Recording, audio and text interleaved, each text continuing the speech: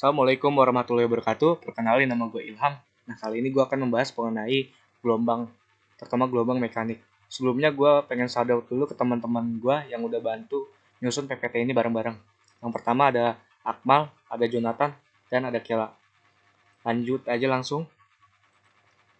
Nah, ngomong-ngomong tentang gelombang, pasti kita udah familiar dengan gambar-gambar yang ada di slide ini. Yang pertama itu ada gelombang radio, yang kedua ada gelombang suara, yang ketiga ada gelombang tali. Nah, itu adalah contoh-contohnya. Pernah nggak sih kalian mikir bagaimana cara astronot itu berkomunikasi di ruang angkasa? Yang dimana di ruang angkasa itu adalah ruang yang hampa udara. Bisa nggak sih mereka ngomong langsung seperti kita di bumi tanpa menggunakan teknologi informasi atau teknologi komunikasi? Jawabannya adalah tidak, karena udara itu nggak bisa merambat di ruang yang hampa udara. Dia butuh media untuk media perambatannya dari mulut astronot yang satu ke kuping astronot yang lainnya. Oleh sebab itu mereka menggunakan teknologi gelombang radio untuk berkomunikasi satu sama lain. Nah, pasti muncul pertanyaan nih, kenapa gelombang radio itu bisa merambat di tempat yang nggak ada media perambatannya atau yang nggak ada udaranya. Sedangkan udara tuh butuh media perambatannya supaya dapat tersampaikan.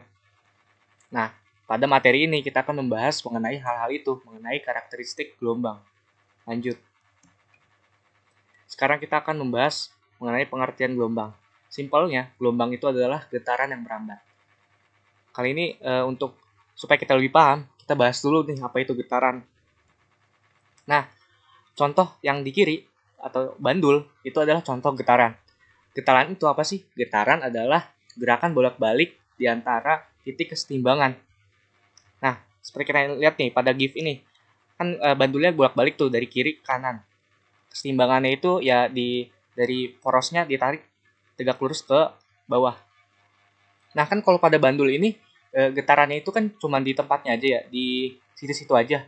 Sedangkan kalau pada tali yang ada di kanan itu gerak-gerak nih dari kiri ke kanan, dari kanan ke kiri. Nah, itulah mengapa tali itu disebut sebagai getaran yang merambat. Getarannya itu ya dari atas ke bawah, merambatnya itu dia bergerak dari kanan ke kiri. Nah, kita lanjut nih bahas mengenai gelombang atau jenis-jenis gelombang berdasarkan keadaan fisiknya. Yang pertama itu adalah gelombang berdasarkan arah getaran gelombang. Yang pertama ada gelombang transversal. Gelombang transversal itu gampangnya adalah gelombang yang bentuknya itu seperti gunung dan lembah, seperti pada gelombang tali ini. Nih, ini gelombang transversal. Ada gunung, ada lembah. Untuk pengertian lebih jelasnya, gelombang transversal itu adalah gelombang yang arah getarannya tegak lurus atau 90 derajat terhadap arah rambatnya. Maksudnya adalah arah getarannya itu ke atas, sedangkan arah rambatnya itu ke kanan. Nah, itu kan membentuk sudut 90 derajat. Nah, itu gelombang transversal. Sedangkan gelombang longitudinal itu adalah gelombang yang arah rambatnya dan arah getarannya itu searah 180 derajat. Kalau arah gelombangnya itu ke kanan, maka arah getarannya juga ke kanan. Itu gelombang longitudinal. Contoh dari gelombang transversal itu adalah gelombang tali, gelombang cahaya, dan gelombang pada air, gelombang air seperti ombak. Nah, ombak itu salah satu contoh gelombang transversal. Yang kedua ada gelombang longitudinal. Contohnya itu gelombang suara ya. Gelombang suara itu gelombang longitudinal karena terdapat rapatan dan renggangan. Dan gelombang pada per motor tuh kan itu kan bentuknya arah rambatnya itu kan searah ya sama arah getarannya. Nah, itu gelombang longitudinal. Selanjutnya gelombang yang dibedakan berdasarkan amplitudo dan fase gelombang. Yang pertama ada gelombang berjalan, yang kedua ada gelombang diam atau stasioner. Nah, ini kita akan bahas pada part berikutnya. Nah, selanjutnya ada berdasarkan medium tempat merambatnya gelombang. Yang pertama itu ada gelombang mekanik. Nah, ini apa yang tadi gua udah bahas. Gelombang mekanik itu adalah gelombang yang membutuhkan media untuk merambat. Contohnya itu adalah suara yang tadi gua udah contohkan. Sedangkan gelombang elektromagnetik ada gelombang yang tidak membutuhkan udara sebagai media rambatnya. Contohnya itu seperti gelombang radio dan gelombang cahaya.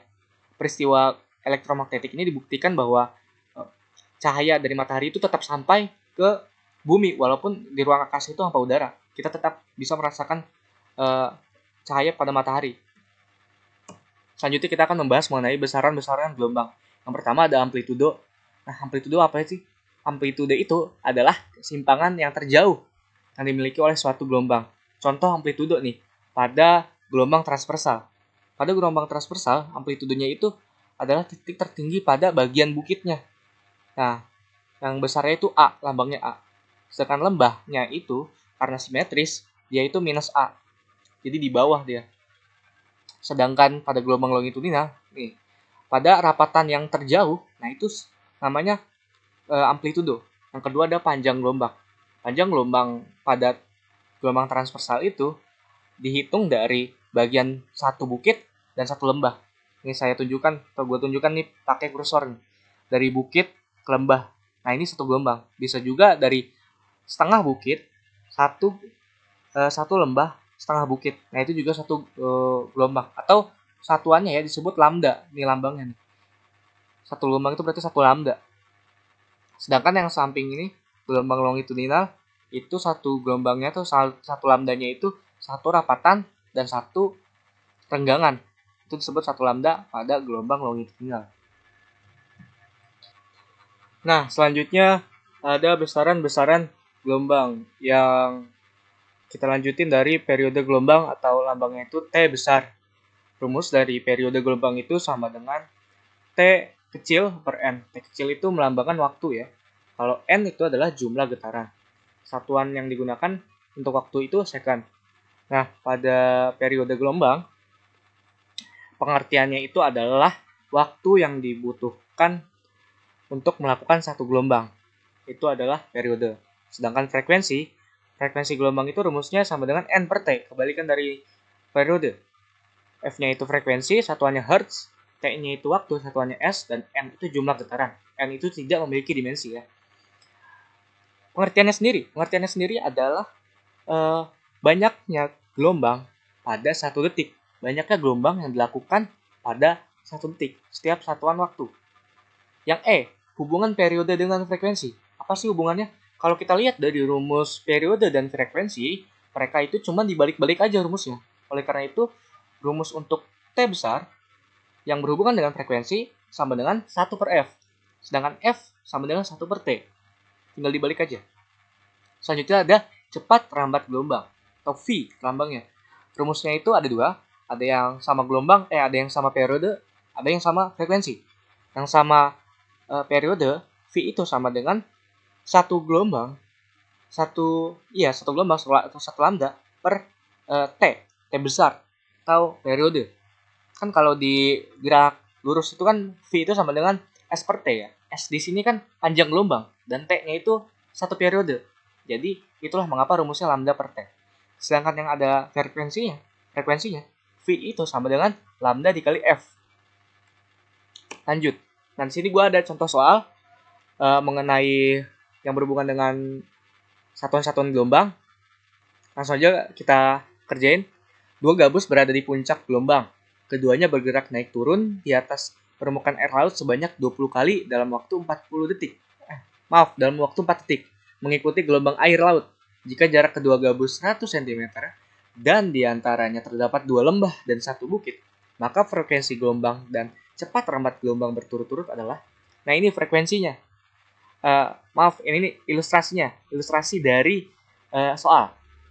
Gabus 1 dan gabus 2. Jaraknya itu 100 cm. Nah, di soal juga dijelasin bahwa di antara gabus 1 dan gabus 2 itu ada dua lembah dan 1 bukit. Langsung aja kita selesain. Nah, diketahui bahwa 2 lambda sama dengan 100 cm. Nah, ini dapat dari mana? Dari ilustrasi soal. Di soal kan begini ilustrasinya ya. Nah, kita lihat nih, kita perhatiin jumlah lambdanya. Kan udah gue jelasin bahwa jumlah satu lambda itu adalah satu gunung, satu lembah. Nah kan kalau ini dari gabus nih, lihatin kursor gue nih. dari gabus 1 sampai puncak lagi. Ini satu lambda ya. Karena satu lambda itu kan satu gunung, satu lembah. Nah, ini kan setengah gunung nih, setengah gunung, satu lembah, setengah gunung lagi. Setengah tambah setengah kan 1. Nah, ini juga begini sama. Jadi tinggal ditambahin jadi 2 lambda. 2 lambda sebenarnya 100 cm. M-nya itu di soal ada berapa gelombang tadi? Ada 20 kali. Nah, T-nya itu sama dengan 4 second. Waktu yang dibutuhkannya 4 detik. Yang ditanya yang pertama itu frekuensi, yang kedua cepat rambatnya. Nah, ini langsung diselesain aja. 2 lambda sama dengan 100 cm. Berarti lambdanya sama dengan 50 cm. 2-nya dipindahin ke kanan, jadi dibagi. Jadi hasilnya 0,5 meter. Untuk mencari frekuensi itu kan sama dengan N per T. N itu kan jumlah gelombangnya, T-nya itu waktu. Waktu yang dibutuhkan. Jumlah gelombangnya tadi ada 20 kali, waktunya itu yang dibutuhkan 4 second. 20 dibagi 4 sama dengan 5 Hz. Nah, untuk mencari V, atau kecepatan rambat gelombang itu sama dengan frekuensi dikali lambda. Frekuensinya tadi ada 0,5 meter. Frekuensinya tadi ada 5 Hz. Sedangkan lambdanya itu ada 0,5 meter, jadi tinggal dikali. 5 dikali setengah sama dengan 2,5 meter per second. Nah, itu tadi pembahasan gue mengenai satuan-satuan dari gelombang dan pengertiannya. Selanjutnya di part selanjutnya gue akan membahas mengenai karakteristik gelombang. Terima kasih.